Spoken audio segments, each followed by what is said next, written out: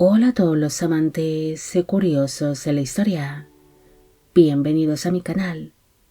Hoy os traigo la vida de Alfonso V de Aragón, apodado el Magnánimo. Él fue uno de los reyes más poderosos de su época, llegando a dominar no solo ciertas partes de la península ibérica, sino también distintos dominios en el Mediterráneo y en la península itálica, llegando a ser incluso rey de Nápoles. Además de que llegó a destacar en su tiempo por ser un rey que se interesó por la cultura y el conocimiento, siendo un gran protector de distintos artistas y humanistas, apoyando así el desarrollo del Renacimiento. Esta biografía es realizada por petición de Anduriña, Martín Tello y Michael Torres. Alfonso de Trastámara y de Borgoña nace en el año 1396 en la población de Medina del Campo, en el Reino de Castilla, actualmente en Valladolid, en España. Fue hijo del rey Fernando I de Aragón y de la esposa de este, la reina Leonor de Albuquerque. El matrimonio tuvo 7 hijos en común, siendo Alfonso el primero de sus vástagos. Cuando el niño nació, su padre aún no era rey de Aragón y era únicamente infante de Castilla, al ser el segundo hijo varón de los reyes Juan I de Castilla y Leonor de Aragón. Alfonso creció con sus hermanos en la población de Medina del Campo,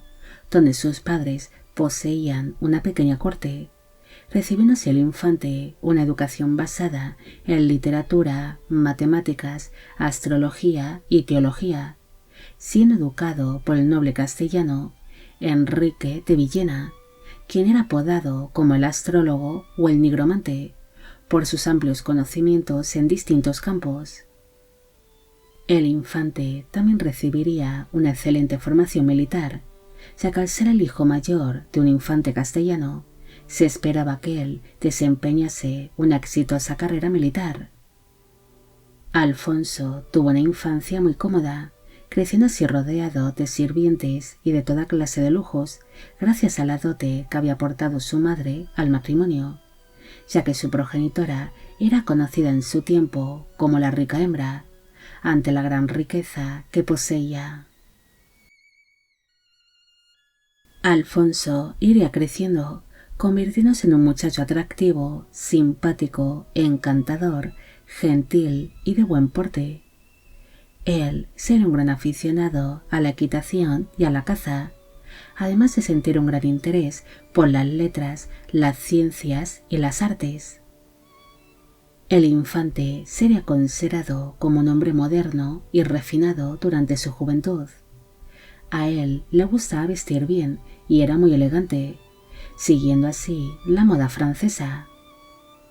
En el año 1406 falleció su tío, el rey Enrique III de Castilla, apodado el Doliente, convirtiéndose así el hijo de este, el príncipe Juan, en el nuevo rey de Castilla, bajo el nombre de Juan II, sentándose así en el trono castellano con tan solo un año de vida. Por esta razón, el padre de Alfonso, el infante Fernando, se convirtió en uno de los regentes de Castilla ante la minoría de edad del pequeño rey. Juan II de Castilla sería un niño muy delicado de salud y se temía que pudiese fallecer en cualquier momento. Por esta razón, su padre, el regente, logró comprometer a Alfonso con la hermana del pequeño rey castellano, la infanta María de Castilla, debido a que ésta era vista como la posible heredera del trono castellano, ante la debilidad que mostraba su hermano pequeño. En el año 1412, su padre, el infante Fernando, fue elegido como el nuevo rey de Aragón, gracias al compromiso de Caspe, pasándose a ser conocido como Fernando I de Aragón. Al convertirse su padre en el nuevo rey de Aragón, Alfonso fue reconocido como el heredero de la corona aragonesa, como hijo mayor que era del monarca, empezaron así a recibir una formación para su futuro papel como gobernante. El príncipe se convirtió en la mano derecha de su padre, el cual era un hombre bastante enfermizo, participando así en la gobernación y en la administración de la corona aragonesa, además de que formaría parte del Consejo Castellano. El 12 de octubre de 1415 se celebró la boda entre Alfonso y su prima, la infanta María, en la Catedral de Valencia. Para entonces, él tenía 19 años de edad en el momento de la unión y ella 14. Aquel casamiento acabaría siendo una unión muy infeliz. Alfonso no sentiría ningún tipo de atracción hacia su esposa, quien era descrita como una jovencita poco agraciada y enfermiza, además de que ésta presentaba una serie de feas cicatrices en el rostro a causa de la viruela que había padecido durante su niñez. Cuando ambos primos se casaron, su esposa María aún no menstruaba, algo que provocó que el matrimonio tuviese que vivir por separado por algunos años, hasta que su esposa estuviese preparada para poder concebir hijos, siendo esto algo que afectaría bastante a su matrimonio. 5 meses después de haberse celebrado su boda, su padre, el rey Fernando, falleció, convirtiéndose así Alfonso en el nuevo rey de Aragón, bajo el nombre de Alfonso V. El inicio de su reinado sería bastante difícil. El nuevo monarca tuvo que lidiar con los conflictos que se estaban viviendo en Sicilia, debido a que el pueblo siciliano quería independizarse de la corona aragonesa. Alfonso también mantuvo una serie de tensiones con la nobleza catalana, los cuales buscan un gobierno más independiente, que no dependiese tanto de la corona aragonesa, exigiendo tener su propia administración y sus leyes. En el año 1418, su esposa empezó a menstruar cuando ya tenía ésta 17 años de edad. Viéndose obligado el monarca a compartir de vez en cuando el lecho con su esposa para intentar traer al mundo a un heredero, pero por desgracia su esposa María no lograría darle un hijo al monarca. Pese a que Alfonso no sentía absolutamente nada hacia su mujer y solía ignorarla, ésta se intentó ganarse su afecto, mostrándose como una esposa leal, atenta y cariñosa, pero por desgracia tampoco logró obtener el amor del rey. Su matrimonio también se vería muy afectado por su madre, la reina Leonor de Albuquerque, quien sería una suegra demasiado entrometida, que no deja de controlar al matrimonio en todo momento, sintiéndose así Alfonso muy agobiado, tanto por su madre como por sus deberes maritales. Mientras su matrimonio fracasaba y Alfonso hacía frente a las tensiones que fueron surgiendo en el condado de Barcelona, en el año 1420 se vivió el golpe de Tordesillas, donde su hermano, el infante Enrique, secuestró al rey Juan II de Castilla, con el fin de poder controlar la corona castellana. Pero aquel golpe de estado acabaría fracasando, debido a que dicho monarca castellano fue ayudado por don Álvaro de Luna a escapar de sus captores, algo que ocasionó que dicho caballero se convirtiese en el valido del rey y en condestable de Castilla, convirtiéndose así en uno de los hombres más poderosos de la península ibérica. El fallido golpe de Tordesillas ocasionó que se iniciasen una serie de guerras civiles en Castilla entre el bando del rey Juan II de Castilla y su valido don Álvaro de Luna contra los infantes de Aragón, ocasionando que el infante Enrique acabase siendo capturado por el enemigo y encarcelado en el castillo de Mora. Alfonso siempre fue un hombre que estaría muy unido a sus hermanos. Por esta razón, pese a no apoyar las políticas de algunos de estos, salió a la defensa de su hermano Enrique, firmándose así en el año 1425 el Tratado de la Torre de Arciel, donde se exigió que Enrique fuese liberado y que se le fuese entregado tanto sus antiguos títulos como los territorios que éste había conseguido tomar durante aquella guerra civil. Mientras se desarrollaba el golpe de Tordesillas y la posterior guerra civil que surgió en Castilla,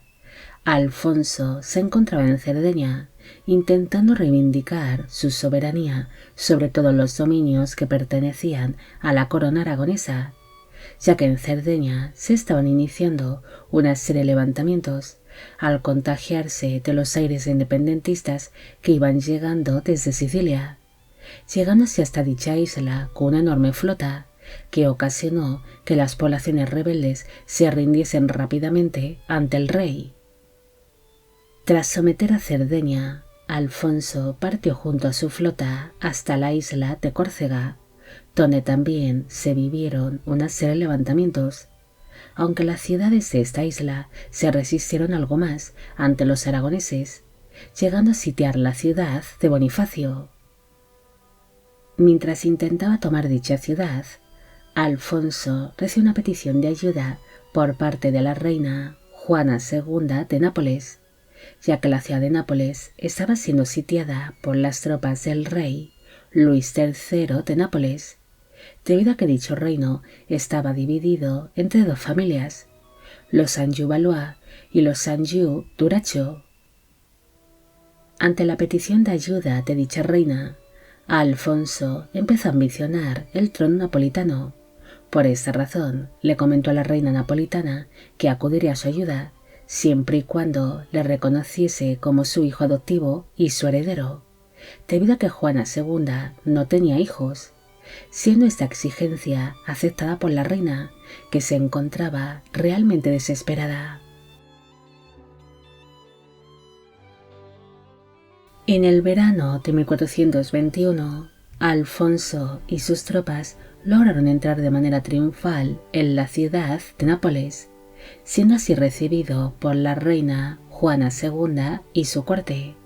en la cual destacaba su favorito y primer ministro, Giovanni Caracciolo, aunque la relación entre Alfonso y dicho ministro pronto se volvió muy tensa. Alfonso sería visto como una especie de salvador por la reina Juana II y sus partidarios, llegando a cosechar una serie de victorias frente a las tropas de Luis III de Nápoles, que eran lideradas por el condottiero italiano Muccio Attendolo Sforza y por sus aliados genoveses. Aquellas victorias militares y la fama que empezó a cosechar el monarca entre el pueblo napolitano ocasionó que el primer ministro Caracciolo empezase a temer el poder que Alfonso estaba empezando a obtener en Nápoles, ya que éste, al surgirle una serie de partidarios, podría acabar dando un golpe de estado en contra de la reina Juana II. Por esta razón, Caracciolo convenció a su señora para abandonar al rey aragonés a su suerte durante aquellos conflictos, refugiándose así junto a la reina Juana y sus partidarios en el castillo de Capuano, lugar desde donde levantó al pueblo napolitano en contra de los aragoneses. Alfonso se sentiría abandonado por la reina, así que ante los levantamientos del pueblo se refugió junto a sus tropas en la fortaleza de Castelnuovo, lugar desde donde aguardaría la llegada de los refuerzos aragoneses y catalanes. Alfonso vería al primer ministro Caracciolo como una gran amenaza para sus intereses napolitanos, debido a que este hombre, al ser el favorito de la reina, se había vuelto un hombre muy poderoso que ejerció una gran influencia sobre la corona y el pueblo napolitano. Como represalia por su abandono, Alfonso ordenó sitiar el castillo de Capuano, donde se encontraba la reina Juana y su favorito, ordenando detener a ambos, pero aquel enfrentamiento acabaría desembocando en la firma de una paz entre ambos bandos. Tras esto, la reina Juana, convencida por su favorito y sintiéndose traicionada por el monarca aragonés, decidió anular la adopción de Alfonso y le excluyó de la línea sucesoria de Nápoles por parte de la rama Anjou-Durazzo. Alfonso se mostró muy decepcionado con su aventura militar por Nápoles, así que decidió regresar a sus dominios ibéricos, pero de camino hacia el condado de Barcelona, su flota saqueó la ciudad de Marsella. A su llegada a Barcelona, Alfonso tuvo que afrontar de nuevo las exigencias de la nobleza catalana. También prestar especial atención a los conflictos que se estaban viviendo con motivo de la guerra civil que se estaba librando en Castilla, logrando pasar las fronteras castellanas junto a su hermano el infante Juan y las tropas aragonesas, llegando así hasta la actual provincia de Guadalajara, donde sus tropas se encontraron con las castellanas. Pero gracias a la mediación de su esposa, la reina María, se logró evitar una posible batalla entre ambos ejércitos. Las tensiones con Castilla duraron hasta el año 1430, firmándose así una tregua de 5 años. Mientras transcurría aquella tregua, la corona aragonesa se vería afectada por una crisis económica y por los levantamientos que se estaban viviendo en el condado de Barcelona por parte de la nobleza catalana, algo que obligó al monarca aragonés el firmar en el año 1436 una paz con Castilla,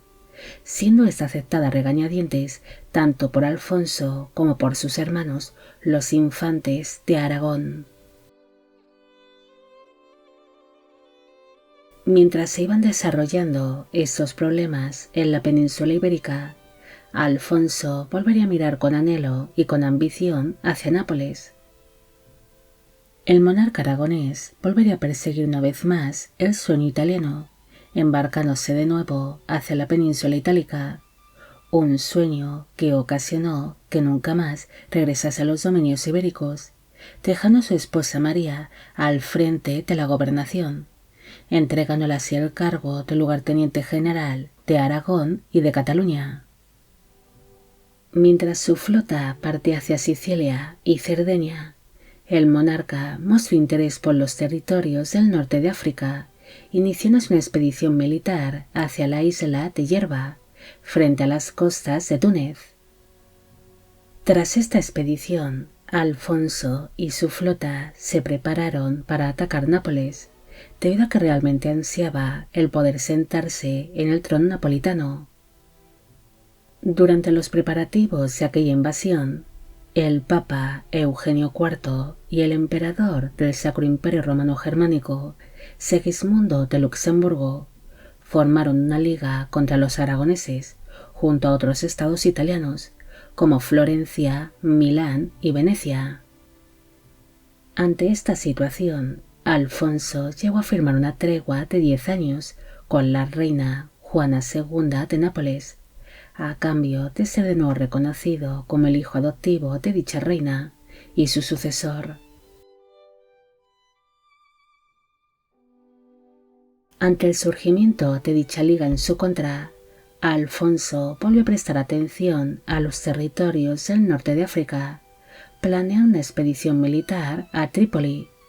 pero las muertes de los reyes Luis III de Anjou y Juana II de Nápoles, con pocos meses de diferencia, ocasionó que el monarca aragonés volviese a mirar hacia la península itálica, tomando así la ciudad de Capua, y posteriormente inició el sitio de la ciudad de Gaeta, librándose así la batalla de Ponza, que supuso una gran derrota para las tropas aragonesas, siendo capturados durante dicha batalla tanto Alfonso como sus hermanos, los infantes Juan y Enrique, siendo así entregados al duque de Milán, Filippo María Visconti. Durante su cautiverio, el monarca aragonés se ganó la simpatía del duque de Milán, logrando así firmar una alianza con este que le permitiría ser liberado, reconquistando así de nuevo las ciudades de Capua y de Gaeta. Después sitió Nápoles, pero durante este sitio falleció su hermano, el infante Pedro. Tras no poder tomar la ciudad de Nápoles, Alfonso y sus hombres se centraron en tomar otros puntos del reino de Nápoles, llegando a conquistar la región de Calabria. Después intentó sitiar de nuevo la ciudad de Nápoles en distintas ocasiones, pero dicha ciudad lograba resistir los ataques de las tropas aragonesas, siendo una ciudad que guardaba lealtad al rey de Nápoles, Renato de Anjou. Pero finalmente, en el año 1442, Alfonso consiguió que Nápoles acabase cayendo ante las fuerzas aragonesas, entrándose el monarca aragonés de manera triunfal a la ciudad de Nápoles el 23 de febrero de 1443, tomando así posesión de manera oficial del reino napolitano. Durante sus campañas militares, tanto en la península ibérica como en la itálica, Alfonso tuvo una intensa vida sentimental,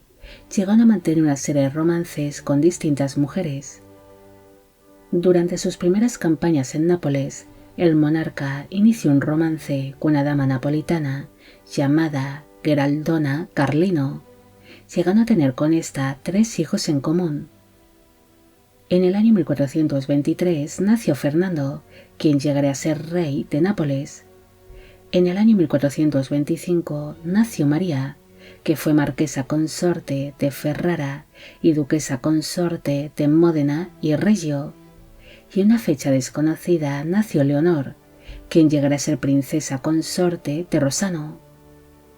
Pese a que su amante Geraldona consiguió darle 3 hijos al monarca aragonés, sin duda el gran amor de Alfonso fue una mujer llamada Lucrecia de Alaño, a la cual conoció durante su segunda etapa en Nápoles, siendo esta mujer la razón por la que el rey decidió no regresar nunca más a sus dominios ibéricos. Según cuenta la leyenda, en el año 1448, Alfonso vería por primera vez a Lucrecia en la calle, cuando ésta se encontraba asistiendo a las tradicionales fiestas de San Giovanni, quedando tan impresionado con su belleza que decidió tomarla como su amante. Para entonces, él tenía 53 años de edad y ella 18. Hay historiadores que dudan si su relación fue carnal o si solamente fue un amor platónico, pero sí hay constancia de que Alfonso estuvo muy encaprichado de su joven amante. Es más, ésta ejerce una gran influencia sobre el monarca y solía atender personalmente a las personas que buscaban favores por parte del gobernante.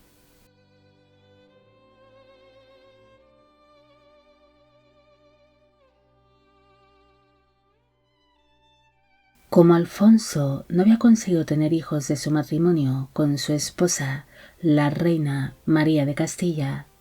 este decidió nombrar como su heredero a su hijo Fernando, que sería el único hijo varón que llegó a tener junto a su amante, Geraldona Carlino. Su hijo Fernando no podía heredar la corona aragonesa al haber nacido fruto de una relación extramatrimonial, pero no tuvo problemas alguno para nombrarlo como su sucesor en el trono napolitano, tras legitimarlo y declararlo como hijo natural, al asegurar que su matrimonio con la reina María era una unión infértil. Tras sentarse en el trono napolitano, Alfonso mantuvo un acercamiento con el papa Eugenio IV, con quien había mantenido anteriormente una serie de enfrentamientos. Ambos enemigos decidieron reconciliarse por asuntos políticos y militares. Alfonso juró lealtad al Papa y ayudarlo en su lucha contra la familia Sforza, mientras que el pontífice reconoció oficialmente a Alfonso como el nuevo rey de Nápoles, aparte de reconocer a su hijo Fernando como el heredero legítimo de los dominios napolitanos.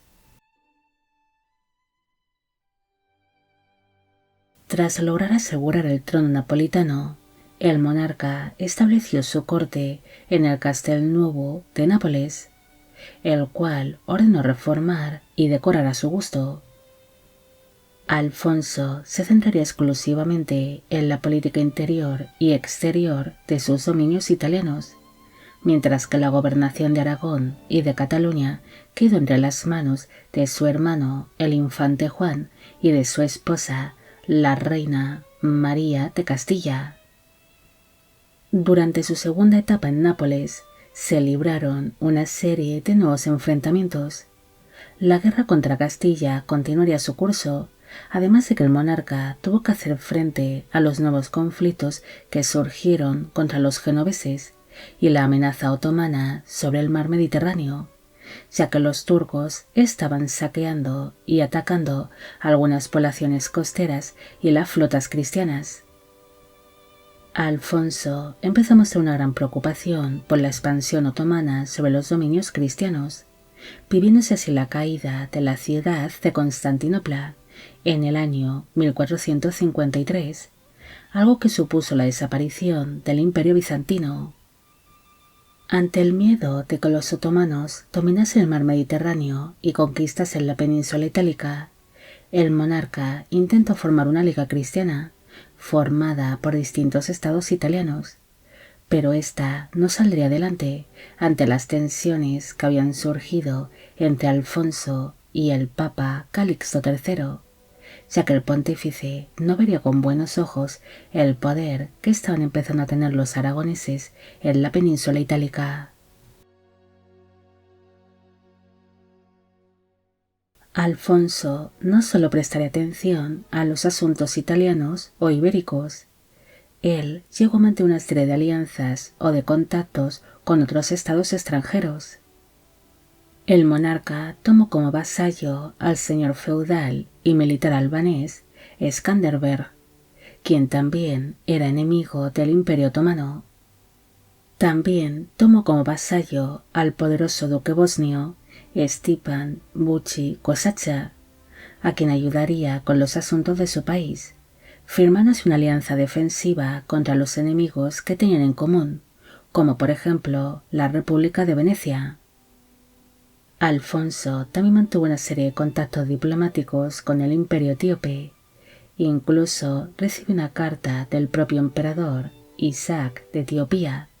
donde dicho gobernante le proponía a Alfonso una alianza contra los musulmanes, ofreciendo incluso al monarca aragonés un matrimonio con el que sellar esta alianza, proponiendo el casar a una de sus hijas, las princesas etíopes, con uno de los hermanos de Alfonso, es decir, con un infante de Aragón, pero se desconoce si el monarca aragonés llegó a contestar sobre tal propuesta matrimonial, aunque sí hay constancia de que seguiría existiendo una serie de contactos diplomáticos entre ambas coronas, después de que se produjese la muerte del emperador Isaac. Mientras prestaba atención a la política exterior y a los conflictos que se estaban viviendo por aquel entonces, el monarca también mostraría un gran interés hacia la cultura de sus dominios italianos. Alfonso se convirtió en uno de los gobernantes que impulsaron el Renacimiento, siendo un gran mecenas de distintos artistas, escritores y humanistas, convirtiéndose en uno de los principales impulsores del humanismo renacentista. Gracias a su gran apoyo a dicho movimiento cultural, consiguió que sus súbditos de la península ibérica se fueran familiarizando con el Renacimiento y con el humanismo italiano. Alfonso sería considerado como un hombre muy culto que sentía una gran pasión hacia la literatura clásica, asegurando que los libros era lo que más le gustaba en esta vida. Durante sus últimos años de vida, el monarca empezó a planear la conquista de la República de Génova,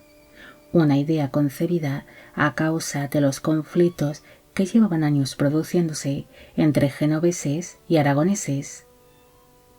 Mientras planeaba esta invasión, Alfonso acabaría enfermando de gravedad, consiguiendo dictar su testamento un día antes de producirse su muerte, donde dejaba sus dominios napolitanos a su hijo Fernando, convirtiéndose éste en rey de Nápoles bajo el nombre de Fernando I, mientras que su hermano, el infante Juan de Aragón, se acabaría convirtiendo en el heredero de la corona aragonesa, pasando a ser conocido como Juan II de Aragón. Alfonso acabaría falleciendo el 27 de junio de 1458 a los 62 años de edad en el castillo del Huevo, en Nápoles. En un principio, el monarca sería enterrado en la iglesia de Santo Domingo de Nápoles, pero después, en el año 1671, sus restos mortales fueron trasladados al monasterio de Poblet, en Tarragona, en España. Alfonso fue en su día uno de los reyes más poderosos de su tiempo. Él no solo dominó una parte de la península ibérica y algunos territorios insulares del Mediterráneo, sino que llegó a sentarse en el trono napolitano, iniciándose así el reinado de la dinastía Trastámara en tierras napolitanas. Alfonso fue un rey guerrero que ambicionó la corona de Nápoles, persiguiendo así el sueño italiano que le llevaría a convertirse en un rey un tanto temido ante el poder que estaba empezando a amasar en la península itálica, algo que ocasionó que se formase incluso una liga en su contra para limitar su poder y su expansión por tierras italianas. Alfonso no solo sería un rey ambicioso que lograría muchos de sus propósitos políticos y militares, sino que también fue un hombre que era un gran apasionado del conocimiento y de la cultura, siendo uno de los gobernantes que apoyaron al movimiento renacentista, logrando que esta corriente cultural llegase incluso hasta el reino de Aragón, siendo un gran protector de las artes y del conocimiento, especialmente del humanismo renacentista. Bueno amigos, llegamos al final de la vida de Alfonso V de Aragón. Espero que os haya gustado esta historia y espero a que a todos los que me pedisteis de que hiciese un vídeo sobre él también. Como siempre, agradeceros todo el apoyo que recibe el canal. Mil gracias por ver los vídeos que voy realizando y quisiera agradeceros de corazón el que forméis parte de Biopic Channel. Hoy me gustaría saber qué os ha parecido esta historia y si conocéis a otros reyes aparte de los reyes católicos que bajo vuestra opinión son los más importantes o destacables de los reinos que existieron en la península ibérica. Y con esto me despido. Hasta la próxima.